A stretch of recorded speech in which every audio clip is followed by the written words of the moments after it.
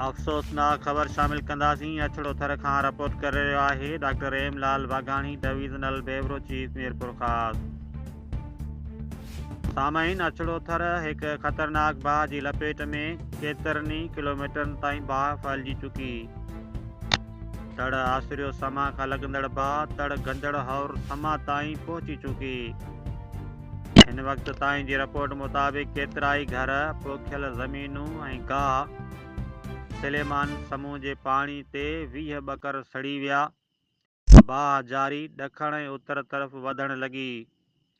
ॻोठाणा पंहिंजी मदद पाइण तहत बाहि विसाइण जी कोशिशूं करे रहिया आहिनि। इंतिज़ामिया तरफ़ां 8 कलाक खां वधीक वक़्तु गुज़रण बावजूद को अमलदार न पहुतो, का मदद न पहुती। हीउ हिकु वॾो अलमयो थियण जो ख़तरो आहे।